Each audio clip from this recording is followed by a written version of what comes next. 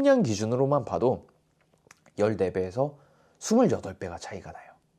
그러니까 총 공급하는 양 자체가 14배에서 28배까지 차이가 나기 때문에 이거는 사실 연면 시비로 극복할 수 있는 문제가 아니라는 거. 안녕하세요, 농사백단 조용우입니다. 오늘은 4편, 비료 설명의 4편입니다. 영양제 편이고요. 많이 기다리셨을 것 같아요. 사실 퇴비도 많이 잘 아실 것 같고 유기질 비료도 많이 알고, 비료는 조금 좀 다양해서 알기 좀 힘들지만 정말 많이 사용하시기 때문에 사실 비료에 대해서는 많이 궁금한 부분, 그리고 또 농사백단이 많이 설명을 해드렸으니까 많이 좀 알고 계시는 부분을 제가 설명해드렸다고 생각을 하는데, 영양제 부분은 제가 유튜브를 좀 봐도 많이 설명해 주시는 부분은 많이 없는 것 같아요. 그리고 다 자기들 거 좋다고만 하지 영양제에 대해서 조금 잘 설명해 주는 영상은 저도 잘 못 본 것 같기 때문에 이번 시간에 조금 영양제에 대해서 빡세게 준비해 놨으니까 영양제 편 좀 잘 들어보시면 좋을 것 같습니다. 아마도 그래서 영양제 편이 가장 인기가 좋지 않을까라고 감히 예상해 봅니다. 영양제 정의부터 조금 알아보도록 하겠습니다. 영양제 같은 경우에는 주로 미량원소나 아미노산, 해조 추출물, 혹은 효소가 들어있는 영양제, 그리고 호르몬제, 그리고 미생물 제제들이 보통 우리가 영양제라고 부르죠. 그리고 다양한 첨가물이 포함되어 있고 토양계량이나 특정 식물의 성장을 촉진하는 걸 목표로 사용하는 걸 보통 영양제라고 하고, 보통 관주 시비보다는 연면 시비를 많이 하시는 거 알고 있습니다. 그럼 비료랑 영양제 차이점이 뭐냐? 비료 같은 경우에는 많은 양의 양분을 공급을 뿌리로 하는 게 목적이고요. 영양제 같은 경우에도 뿌리로 하는 경우도 물론 있지만 보통 소량의 양분을 연면 시비로 공급하는 걸 많이 하죠. 근데 이제 연면 시비로 했을 때 더 적기적시에 양분 공급이 가능하고요. 그 양분 공급한 양분의 이용 효율이 굉장히 높아집니다. 그래서 굉장히 효율적인 게 또 영양제예요. 비싸긴 하지만. 그래서 즉 전반적인 양분 공급은 비료로 하는 게 맞고요. 뿌리를 통해서 대부분의 양분을 공급하는 게 맞고요. 영양제는 약간 부가적인 느낌으로 양분 공급을 특정 생육 단계나 특정 시기에 필요한 물질을 공급하거나 좀 수세가 조금 많이 안 좋아졌다, 이런 식의 영양제를 공급하는 게 굉장히 기본적인 방법이다 라고 말씀드릴 수 있겠습니다. 네, 그러면 요 4가지, 제가 지금까지 설명한 이 4가지를 다시 한번 또 비교해 가면서 설명 한번 해드릴게요. 퇴비 같은 경우에는 유기질 비료랑 다르다라고 분명히 말씀드렸습니다. 퇴비 같은 경우에는 휴민 공급을 목적으로 해서 휴민을 공급해서 토양 환경을 개선하는 게 목적이다 라고 말씀을 드렸고, 유기질 비료 같은 경우에는 토양 환경을 개선하지 못한다 라고 말씀드렸습니다. 유기질 비료 같은 경우에는 비료랑 실제적으로 비슷한 거다 라고 말씀을 드렸고, 유기질 비료는 대신에 엄청 느린 비료 같은 경우에는 유기질 비료보다 빠르고 대신에 미생물 작용이 없다. 미생물 작용이 꼭 필요한 건 유기질 비료다 라고 말씀드렸습니다. 그리고 비료하고 영양제의 다른 점이 뭐냐 라고 말씀드리면, 영양제 같은 경우에는 대부분 연면 시비로 공급을 하고요. 영양제 같은 경우에는 비료보다 훨씬 더 양분 공급 효율이 조금 좋다라고 말씀드릴 수 있겠습니다. 영양제 다시 한번 정리해보면요. 소량의 양분을 적기적시에 공급 가능하고 연면 시비로 대부분 공급하기 때문에 양분 이용 효율이 토양의 뿌리를 이용하는 것보다 훨씬 좋다. 그러면 키워드만 쭉 뽑아보면 소량의 양분을 빠르게 높은 효율로 공급하는 게 영양제의 대부분 특징이라고 봐주시면 됩니다. 대부분 미량 요소를 공급하거나 결핍된 양분을 공급하는데 굉장히 효과적이겠죠. 그리고 비료랑 가장 큰 차이점은 연면 시비로 공급하기 때문에 굉장히 높은 효율을 가지고 있다라고 알아두시면 될 것 같습니다. 하지만 연면 시비만이 능사가 아니고 영양제만이 능사가 아닌 게, 공급할 수 있는 양이 굉장히 소량이고요. 적은 용량임에도 불구하고 비싼 가격을 가지고 있다는 게 굉장히 큰 단점이다. 따라서 작물을 키울 때는 토양으로 공급하는 양분이 대부분이어야 하고요. 보조적인 역할로 연면 시비 영양제를 이용하시는 게 굉장히 효과적이다 라고 말씀드릴 수 있겠습니다. 칼슘 편에서 제가 꼭 설명을 해드렸는데, 칼슘은 연면 시비로 공급하면 끝 아니냐 이런 분들이 굉장히 많아요. 근데 칼슘은 비료에서도 굉장히 중요한 한 세 번째로 많이 필요한 양분에 들어가기 때문에 칼슘 같은 경우에는 또 꼭 토경 시비를 해주셔야 된다라고 굉장히 많이 말씀을 드리고 있습니다. 그래서 예시를 가지고 왔는데, 연면 시비로 공급하는 거 뭐 500이나 1리터짜리 보통 뭐 15,000원 정도 하죠. 근데 여기는 보통 칼슘이 한 18% 정도 들어 있습니다. 이 18%를 뭐 이제 총 칼슘 함량으로 곱해서 봐보면 500이면 90g이 들어있을 거고 1리터면 180g이 들어있을 거예요. 반면에 토경 시비로 공급하는 토경용 칼슘 같은 경우에도 가격이 15,000원짜리면 한 10kg 정도 사실 수 있을 겁니다. 이 10kg짜리 같은 경우에는 함량이 보통 25.6 정도 들어있을 거예요. 뭐 여러 가지로 다르지만 야라 제품으로 보면은 25.6% 정도 들어있습니다.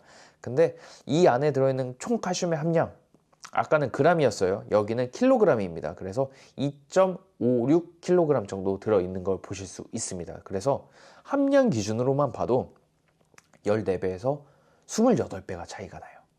그러니까 총 공급하는 양 자체가 14배에서 28배까지 차이가 나기 때문에 이거는 사실 연면 시비로 극복할 수 있는 문제가 아니라는 거 분명히 아실 수 있을 것 같아요. 그래서 다량 원소, 중량 원소는 연면 시비로만은 공급이 불가능하다. 대신에 뭐 좀 미량 요소 부분 같은 경우에는 연면 시비로만도 충분히 커버가 가능할 수도 있지만, 다량 원소, 중량 원소, 즉 질소 인산 칼륨, 칼슘, 마그네슘, 황 같은 경우에는 연면 시비로만 공급하는 것은 불가능하니까 꼭 토경 시비를 병행하셔라 라고 말씀드리고 싶었습니다.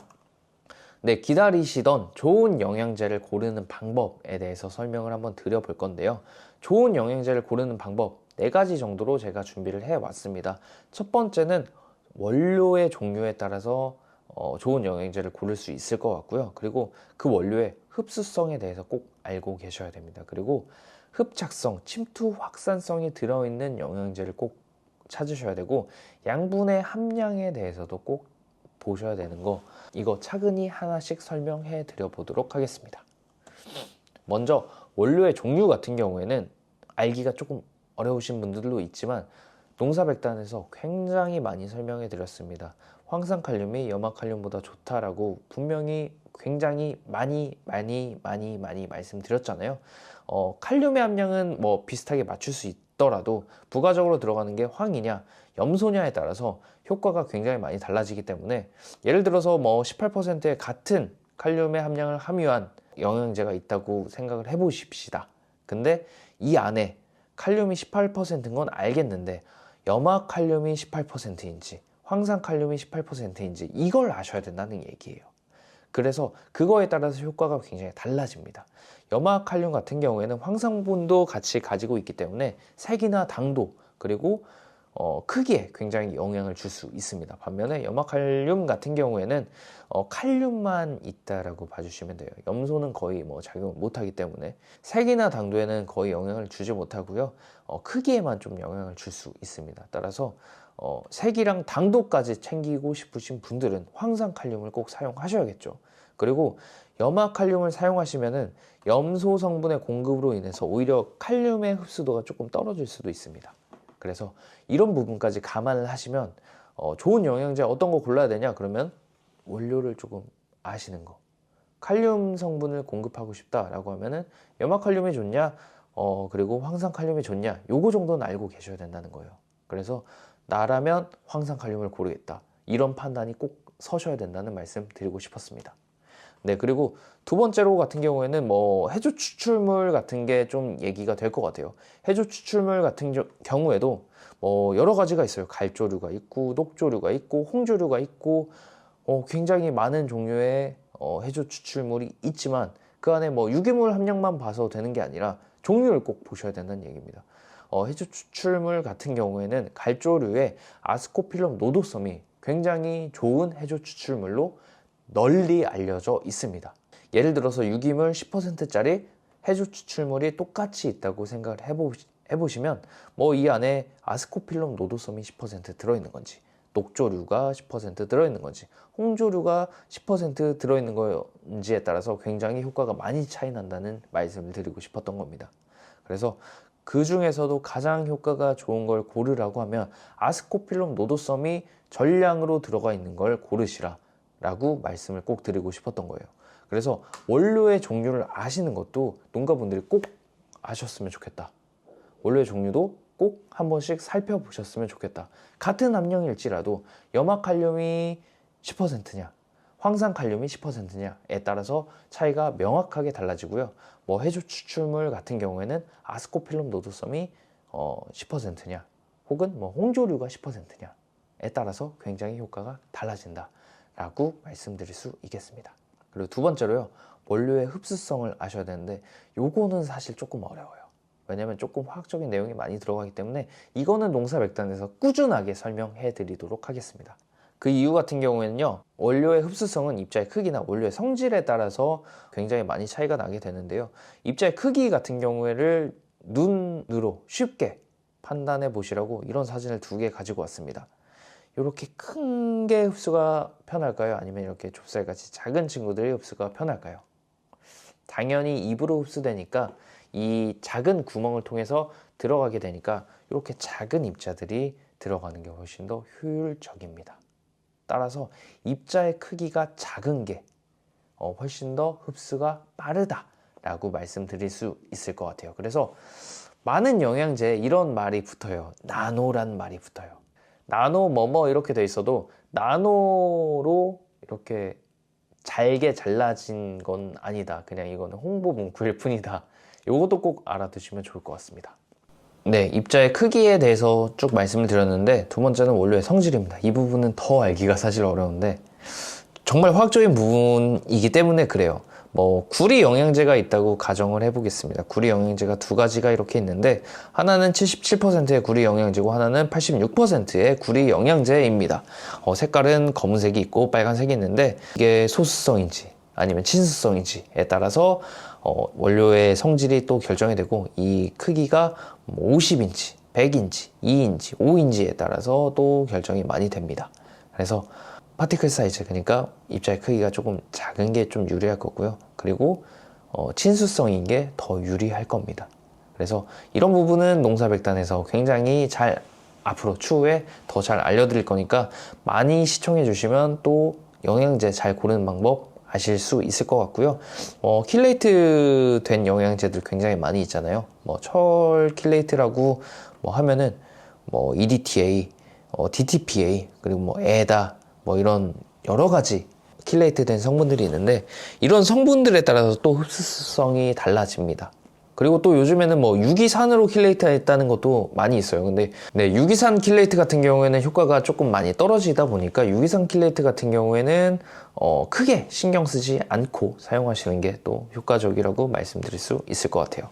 네, 세 번째로 흡착성 부분 그리고 침투 확산성 부분인데요. 침투제랑 확산제는 주로 농약에 많이 사용되던 기술입니다.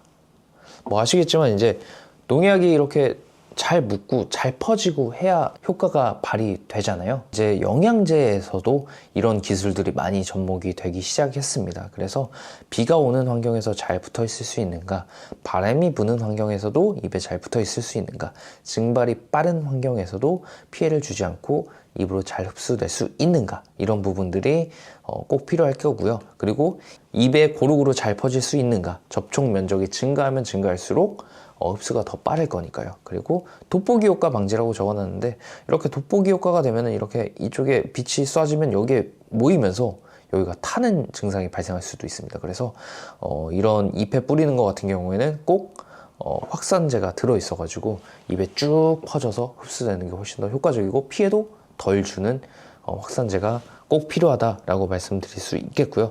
입에 잘 침투할 수 있는가, 큐티클층을 좀 연화시켜서 그쪽으로 잘 흡수될 수 있는가, 그리고 킬레이트 성분이 들어있어서 이쪽으로 잘 들어갈 수 있는가, 또 굉장히 잘 고를 수 있는 방법의 하나라고 말씀드릴 수 있겠습니다. 그래서 야라 제품 같은 경우에는 이런 성분들이 다 들어 있습니다. 그래서 일반적으로 막 이렇게 말씀하시는 분들도 있어요. 비료, 사용하는 비료에서 그냥 이걸 녹여가지고 그냥 옆면 시비해도 된다 라고 말씀하시는 분들도 분명히 있으신데 그게 효과가 없다고 말씀드리는 건 아닙니다. 근데 이 효과가 조금 반감되는 건 사실이다. 이런 흡착성, 침투성, 확산성이 없기 때문에 정말 중요한 시기에는 영양제를 사용하시는 이유가 그런 이유들 때문이겠죠. 그냥 녹여서도 사용해도 되지만 이게 효과가 조금 떨어지는 부분이 있기 때문에 이렇게 좀 중요한 시기에는 흡착성 그리고 침투성, 확산성이 들어가 있는 영양제를 꼭 사용하시는 게